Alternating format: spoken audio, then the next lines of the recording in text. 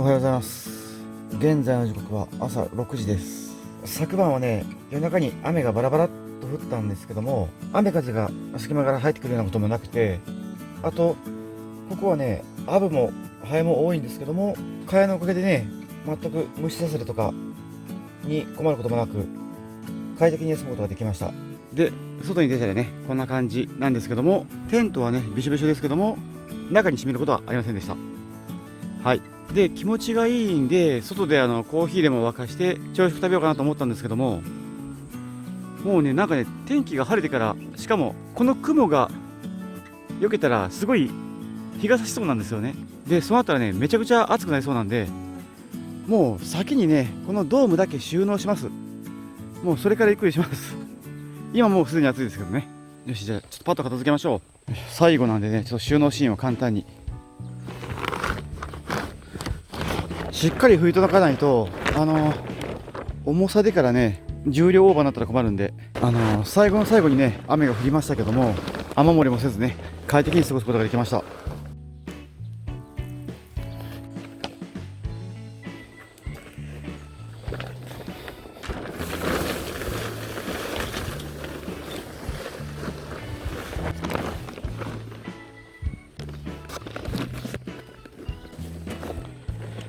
OK。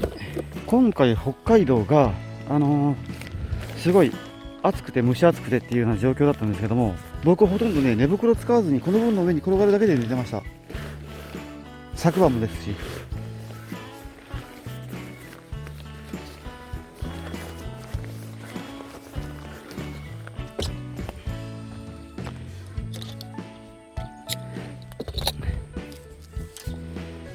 ただくくってただけです。で、ここはね、初日に買った養生テープを毎回巻いてました。これしてたらね、テントが崩れないんで。よし。OK、こんな感じですかね。よし。これでひとまず OK ですね。よし。はい。火がね、差し始めました。ギリギリでした。で、あとはね、せっかくこんな気持ちがいいキャンプ場来てるんで、朝食を食べようと思うんですけども、朝食はね、あれですね、お飲み物はね、1杯分残ってる UCC と、食べ物はね、プリンパンにしたいと思います。これがね、買ったら美味しかったんで、またこれ買ってきました。はい。ではとりあえずね、お湯だけ沸かしていきましょう。水はね、これですね。ロックアイス。ちょっと調理場に行きます。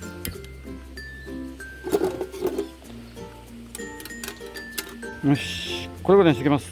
猫舌なんでね、熱いと飲めないんで。よし、帰りましょう。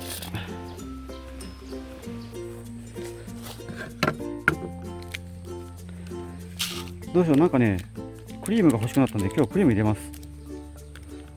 砂糖はいらない。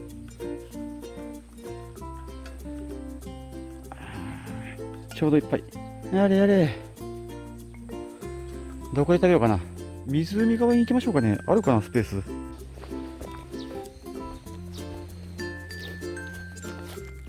いいところにね、切り株あったんで、ここを椅子にさせてもらいましょう。クリームパン。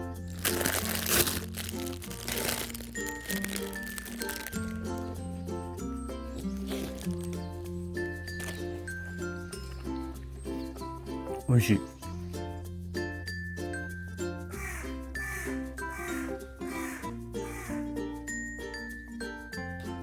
はい、完食です。ごちそうさまでした。よし。で、最後にね、残ったのが洗い物とゴミなんですけども、ここはね、ゴミ捨て OK なキャンプ場なんで、これらのね、ゴミは捨てさせてもらおうと思います。で、実はね、こっちの缶もね、ここ、処分してもらえるとのことで、向こうにね、持っていけば OK らしいんで、これもね、もう置いて帰らせていただきましょう。これね、空港内に持ち込むだけでテロ扱いされるんで、これはもうここまでです。ちなみにね、どれぐらいだろう、多分半分ぐらいガス使ったんじゃないかと思います。とりあえずもう全部入れていきましょう。OK。ゴミ捨て後で先に洗い物します。こんな感じでね、持ってきたんで。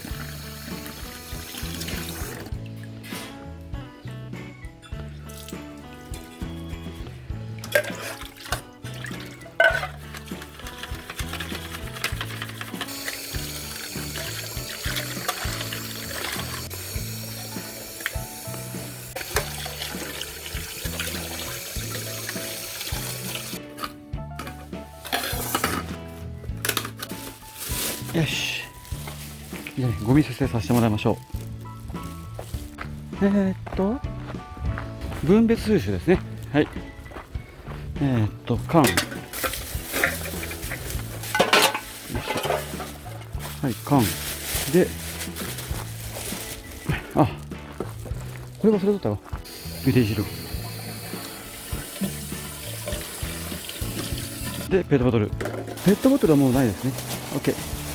で、ガス缶。よし。はい。瓶類、ここですね。瓶、蓋も多分ここでいいでしょうね。よし。で、最後にこれはゴミですね。はい。OK。最後にね、キャンプ場泊まってよかったですね。ゴミがちゃんと釣れたんで、助かりました。ありがとうございました。じゃあね、もう帰る準備しましょう。パッキングまずはしましょう。段と詰めてしまいます。はい、ということで、ね、片付けが終わりました。あとはね、もう出発するだけなんですけども、とりあえず、ここで、今回の軽トラシェルのちょっとまとめをしときたいと思うんですけども、軽トラシェルに関しては、走行中は取り外してたんで、もう安全にね、持ち運ぶことができました。なんですけども、毎回到着時と出発時に、こう展開したり収納したりするのがね、時間がかかるんで、その点だけがね、手間でした。ですけども、居住性は良くてから、本当にね、毎日ね、ぐっすり朝までゆっくり休むことができました。だから、性能的には問題ないけども、収納面でちょっと問題がありましたね。で、ちなみに北海道、ハエやアブが多いんですけども、僕今回、カニは全く遭遇しませんでした。だから、蚊は少ないのかなというふうに思いました。ちなみにね、なんか、釣ってた蚊帳みたいなのがあったと思うんですけども、あれ、すごいコンパクトなんだからめちゃくちゃ使えたんで、あれはありです。普通のキャンプ時でも相当使えるんじゃないかと思います。で、今回ね、車中泊旅するにあたってから、電源の確保がどうしても言ったんですけども、電源ね、シガーソケットから取れる、この分1個だけでもう全然こと足りてから、走行中にスマホやライトやモバイルバッテリーが充電できて、あとノートパソコンね、持ってきたんですけども、この分ももう毎回満充電にできてました。で、料理はね、カセットガスで行ってたんで、電気に頼らない車中泊だったら、もう全然これ飛行機の手荷物になる装備だけでね、1週間、もう楽々過ごすことができました。多分ね、あともう1日2日いても全然もう苦にならない装備だと思います。で、ちなみにね、このライトなんですけども、これ僕愛用してる分なんですけども、昨晩ね、夜の8時ぐらいから朝の6時までこれちょっとつけっぱなしで寝てたんですけども、つけっぱなしで寝てて残量 60% でした。だから10時間で 40% しか使ってませんね。だからめちゃくちゃこれ、省エネで使いやすくてよかったです。あとね、タブレットとの取り付けに関して、この粘着テープ使ったんですけども、これはね、もう剥がしても全然ボディにくっついてないやつなんで、このままね、レンタカー屋さんに返しても怒られないやつですね。この養生テープっていうんですかね。これはね、最初に買ってよかったです。ちなみにこれはね、ファーウェイの7インチのタブレットです。僕が愛用してるんですね。はい。いろいろね、ちょっと装備については概要欄の方にリンク貼っておきますんで、よかったらリンククリックしてやってください。で、総合的に見て今回、この分の軽トラ旅は全然全く問題なくてから、本当にね、1週間楽しく過ごしたんで、よかったです。ちなみにね、就寝時に警察等にも声かけられたりはせずに、あと、なんでしょう、いろんな人からね、それはどうなっとんでみたいな感じで声かけられたりしてからね、逆に楽しかったです。はい。こんな感じですかね。ですので、皆さんも県外に行って車中泊したいなと思う方は、僕のやってるようなね、軽トラシェルもありだと思うんで、興味があったらね、作ってみてやってください。はい。こんな感じですかね。ということでね、車のお話はね、もうこの辺にして、もうね、移動しようと思うんですけども、今日はね、飛行機で帰るんですけども、出発が5時30分なんですけども、僕、3時ぐらいにはもう新千歳空港に行っときたいんですよね。で、現在の時刻がもう9時前なんで、あとね、6時間は余裕があるんですけども、その前にガッツレンタカーさんに車を返して、そこからね、駅まで歩いて苫小牧から新千歳空港に電車で行かないといけないんですけども、今ね、ちょっと僕思い出したんですけども、電車賃のこと考えてませんでしたね。これ困ったな。電車賃がね、今ちょっと調べたら660円いるんですよね。で、現在のね、残金なんですけども、計算したらこんな感じで、残金は 12,298 円なんですけども、電車新幹線代が7,500円、あとガソリン代が約4,000円いるんで、実質残金798円なんですよね。どうなんだろう。足りることは足りるんですけども、僕ね、今からね、あと5、6時間もあるから、せっかくなんで、登別温泉に入ってから帰ろうと思ってるんですよね。で、一番安いお風呂が500円ぐらいなんですけども、それ払ったら約300円残ると。で、ガソリン代4000円は少し多めに見てるんで、多分3500円ぐらいでガソリン入ると思うんでね。なんとかなるかな。電車賃ね忘れてたのがあれなんですけども、だからもうね北海道で食べたり飲んだりはできないような状況になってしまいました。ダメですね、お金がない。ここまでで買ってきた分の残りが水が約まだ2リッター丸々あるのと、これをね焼酎かなんかでから水割りにしようかと思ってたんですけども、この分があるんで喉が渇いたらもう水を飲むようにしましょうかね。これはちょっとできたら持って帰りたいです。はい、よし、そうしましょう。もうここに来てからねお金がない旅っていういつも通りの旅だったんですけどもなんとかギリギリ持つんじゃないかと思うんで、とりあえずね頑張ってみたいと思います。ちなみに新千歳空港着いたらお土産買う時間が欲しいんで、ちょっとね早めに着くような格好にしたいと思います。よし、じゃあね帰る前に一風呂浴びに行きましょう。登別温泉に向けて出発です。よいしょ。プレート返しボックスここでいいんかな。よし、はい、よし、はい、中東屋キャンプ場さんありがとうございました。よし、出発。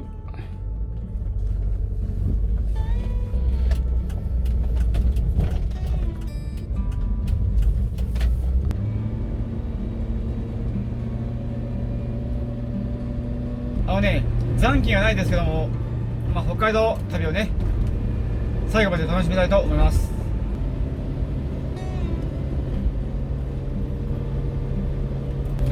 10万円旅をきれいにね完遂したいんで、燃費走行のためにね窓を開けて運転します。クーラー切りました。燃料のね残りがちょうど半分で今150キロぐらい走ってるんで、なんとかねなるんじゃないかと思うんですけどもね、はっきり言ったらねガソリン代が全部で3670円だったら僕の勝ちです。それ以上だったらね、僕の負けです。はい。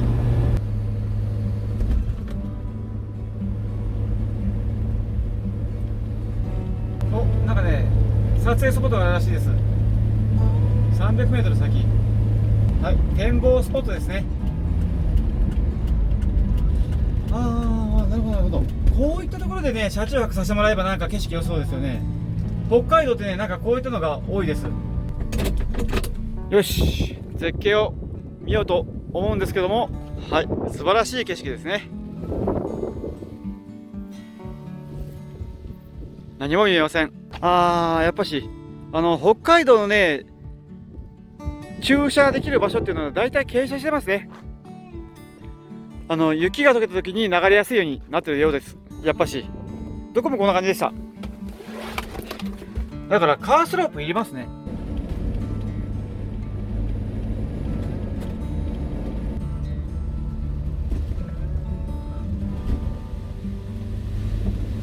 結構ねしっかりめの雨が降り始めました。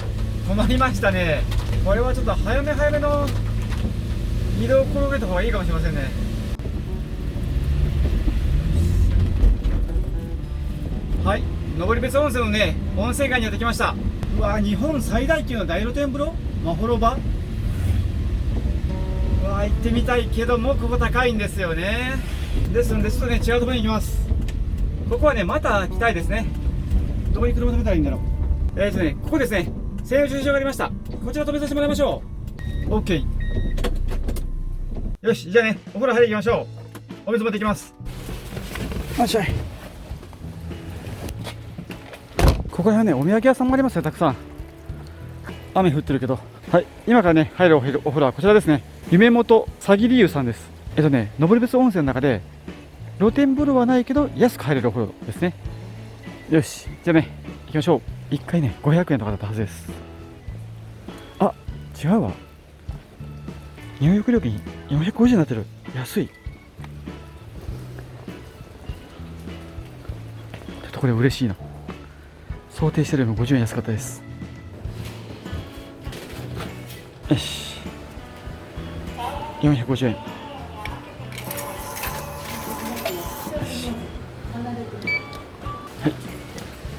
はい、お願いします。階段降りて下になります。はい、ありがとうございます。よし、はい、お風呂ね上がってきました。いいお湯でした。露天風呂がないから地下がねお風呂という空間で硫黄の匂いが結構するいい温泉でした。ちなみにねシャンプーとかボディーソープはなくて、ドライヤーもね3分30円だったんで、扇風機があったらね扇風機でこうやって乾かしてきました。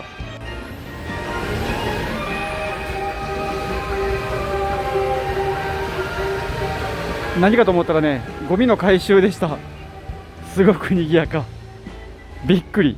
で、どうしましょうかね。ちょっとね、街を観光したいんですけども、傘とかないんですよね、僕。ちょっと、ね、いっぺん車戻ります。荷物だけ置きましょう。よいしょ。で、お土産屋さんもあるんですけども、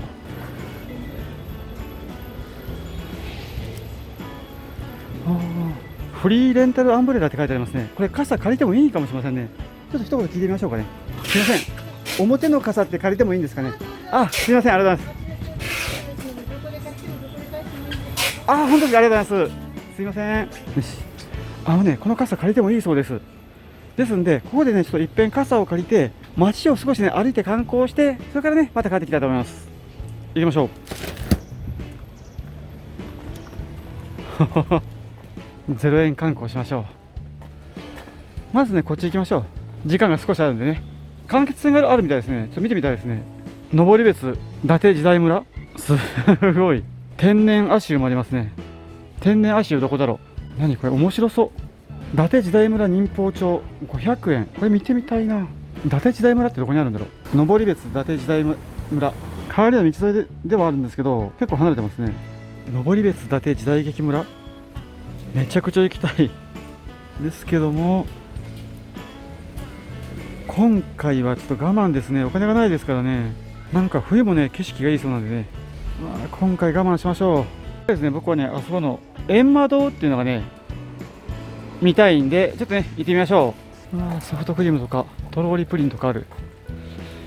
僕ね、空港までの電車代、忘れとったからね、本当はね、5、600円余ると思ったんで、どこかで少し買い食いしようかと思ったんですけども、全くゼロになりました。ちなみにね、お金あるんだろうから、こっそり買い食いするんだろうとかって思うかもしれませんけども、僕それ一切しませんので、本当にね、それやったらね、途端に企画がね、台無しになっちゃうんで、僕は一切それはしません。本当にドキュメンタリーです。で、ここがね、閻魔堂というところですね。この閻魔様がからくりの閻魔さんらしいんですよね。で、開催時刻なんですけども、現在の時刻11時半なんでね、午前の2つの部終わってますね。あれ10時の次が11時だと思ってたから、僕こっち来たのにから、からくりでね、どうやら顔がパッと変わるらしいんですけども、見たいんですけどもね、ちょっと今回は次が13時なんで、もう時間がないんでね、諦めましょう。うわー、公園がありますね。ここが間欠泉ですかね。間欠泉、3時間ごとに轟音とともに噴出量は約2トン。へえ、次のタイミングがいつなんでしょうね。タイミングがわからないな。見てみたいんですけども、タイムスケジュール的なものはね、ないようです。間欠泉がね、いつ上がるかわからないんで、ちょっと待ってる間にね、この金棒伝説っていう分で、金棒がね、たくさん立ってるんで、この分でご利益をね、いただきたいと思います。青い金棒は無病息災。腕とか肩とか痛いんで、ちょっとご利益をこうやってもらいましょう。緑の金棒は金運上昇。大好きですね。半額食材がたくさん買えますように。で、紫の金棒は立身出世の貢献あり。要するにこう野望が叶うような効果になるやつですね。よし。金色の金棒は良縁成就の貢献あり。貢献だよね、これ。そうですね、情熱的な金棒らしいです。いいですね、情熱的。で、赤色の金棒が子孫繁栄の効果あり。あらららららら、あらららららら、あらら、おお、子供に逃げときましょうかね。こんな感じですね、これだけは。で、これ白色の金棒は家庭円満ですね。家庭円満だったらポンポン叩く方がいいですね。こう撫でておきましょう。で、この黒い金棒は商売繁盛の効果あり。商売しとらんけども、空調寝袋がたくさん売れますようにと祈っておきましょう。よし。で、最後にこのスタンダードの茶色の金棒は学業静粛、勉強できるやつですね。ご利益もらっておきましょう。しばらく待ってみたんですけども、間欠泉は上がる気配がありません。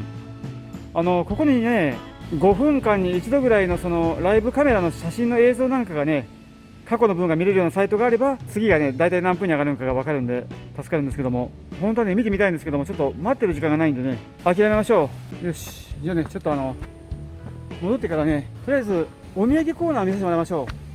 ちなみに僕のお土産じゃないんで、よし、じゃあね、車に戻りましょう。めちゃくちゃお腹空きました。帰るまで持つんじゃろうか。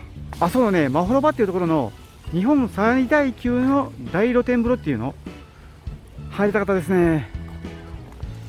今度来た時はね、必ず入りましょう。結局なんか北海道らしいもんってあんまり食べてないような気がするんですけどね、僕。揚げじゃがくん、美味しそう。よし、傘をね、借りたお店まで帰ってきました。ここでね、傘返してから、お土産ね、買って、ちょっと発送してみたいと思います。はい、傘ね。ありがとうございました。あ、やった。試食どうぞがありました。やった。お腹空いてるんでね、これ嬉しい。もらいましょう。ごめんなさい。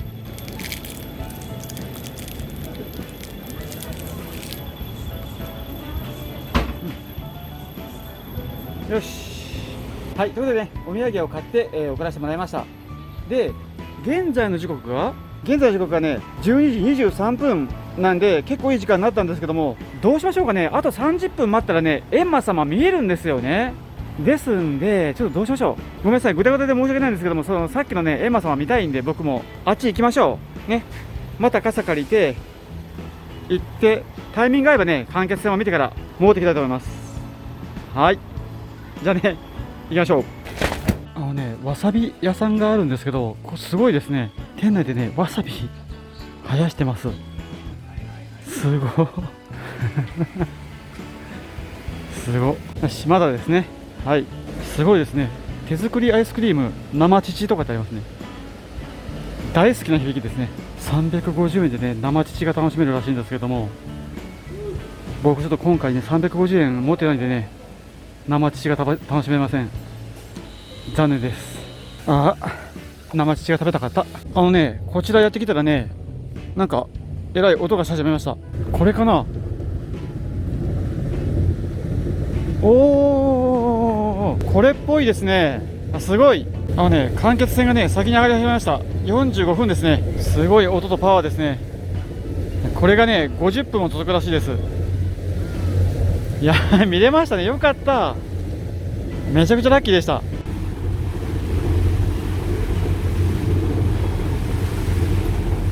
なんかね、徐々に勢いが増してますね。はい、しばらくしたらね、ものすごい勢いになってきました。すげえ。すごい。いいのが見えました。よかったです。待って。よし。それじゃあね、もうそろそろね、閻魔様の時間なんで、閻魔様見に行きましょう。お、人がね、たくさん出てますね。なんかね、音楽が3分になって、からくりが2分らしいです。ちょっと待ちましょう。始まった。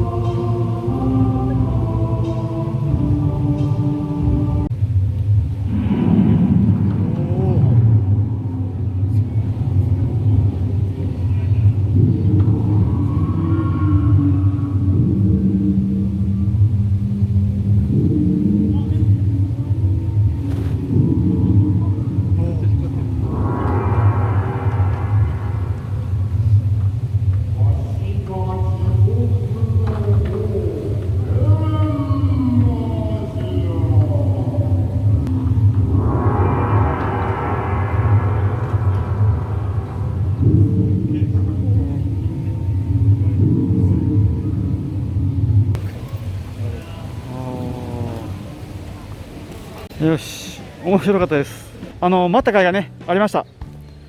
現在の時刻がね、もう1時8分ですね。で、いい時間だったんで、これからね、車を返却しに行って、空港に向かいたいと思います。はい。で、現在ね、使っていい金額なんですけども、ちょっと50円玉にしてますけども、348円です。ですんで、ガソリン代がね、3650円ぐらいで終われば、電車乗って岡山帰れるという格好ですね。よし、所持金少ないですけどね。頑張りましょう。じゃあね、傘返していきましょう。はい、ありがとうございました。よし。雨ね、止んだんでね、これなら駅まで歩いていきますね。よし、じゃあね、最後のドライブ、楽しみましょう。いきます。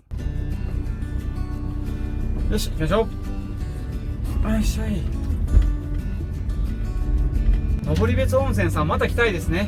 今度はね、ここのまほろばっていう温泉にね行ってみたいです。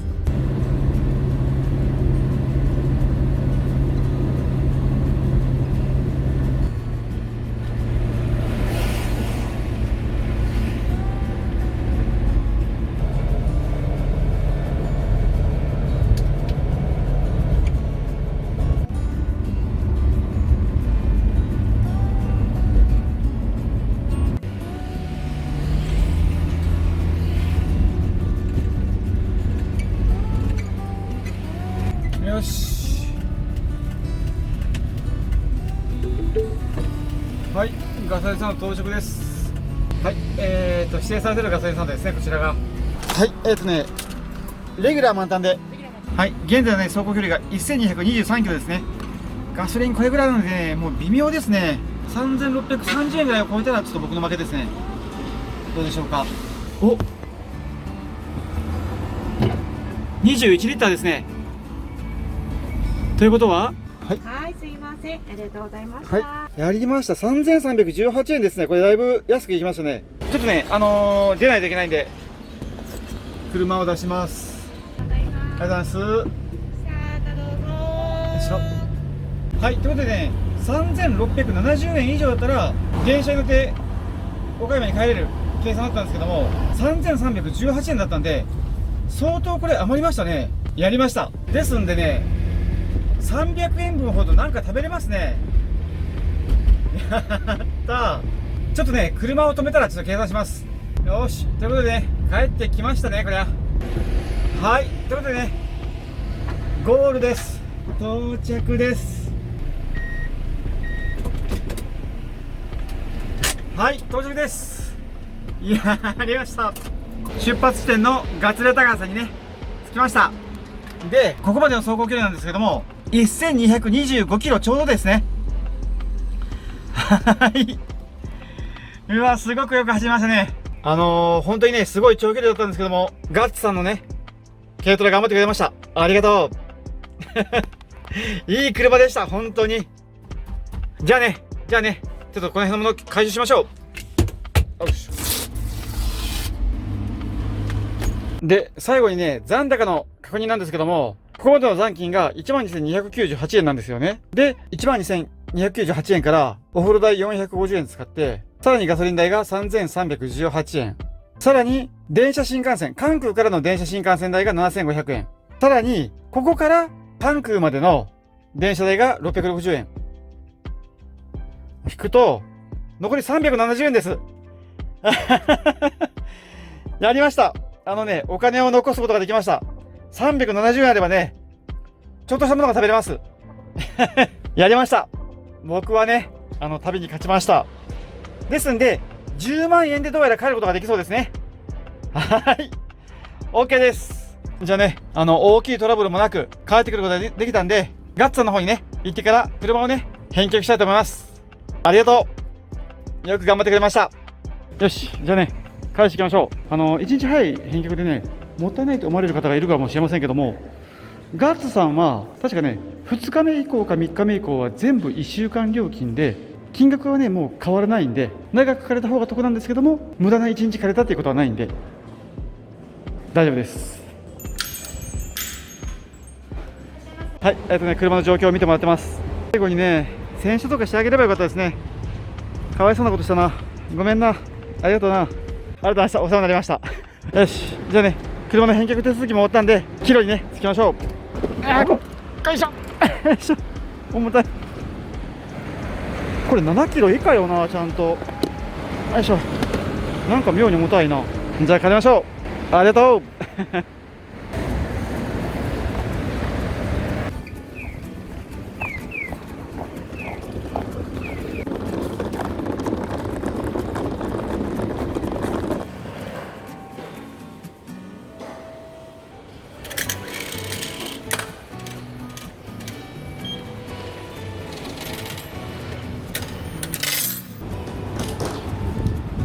This is a local train.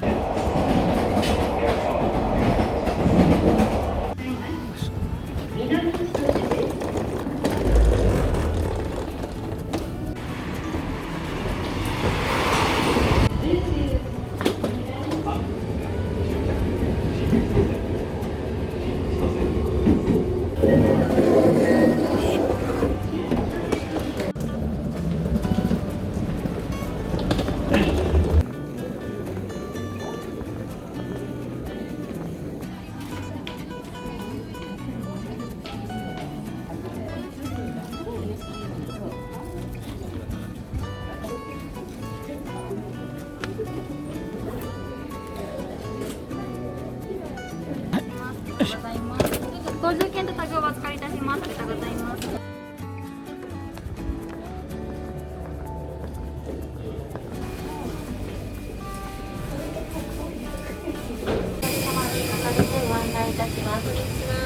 通常のロッカー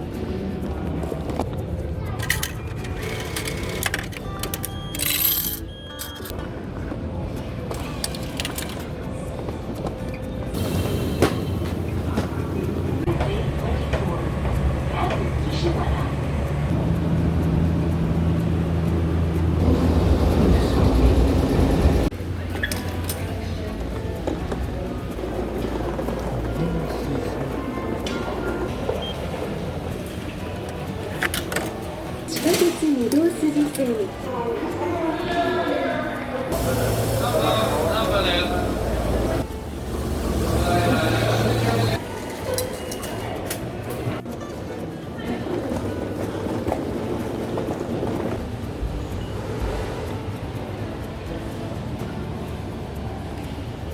5610円。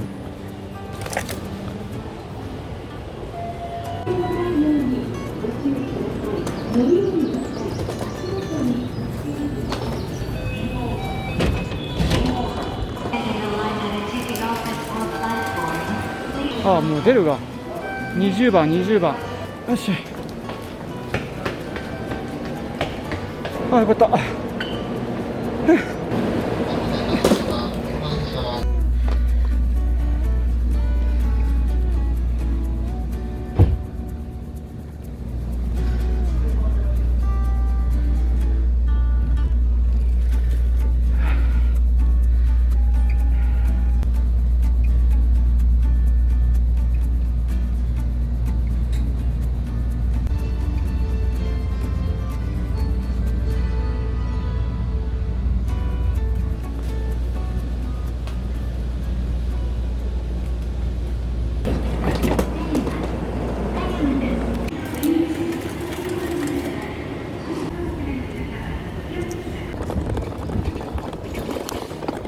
はい、ということでね、無事岡山駅まで帰ってきました。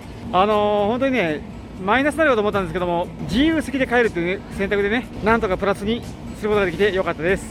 で、今回の旅はね、本当に、なんでしょう、すごい楽しくてから、毎日お酒も飲めて、トウモロコシも食べれて、北海道のね、美味しいものも食べれて、で、最北端まで行けてとかってね、もういいことずくめて、すごい楽しかったんで、またね、こういった旅をしてみようと思いますんで、皆さんよかったらね、また次回も見てやってください。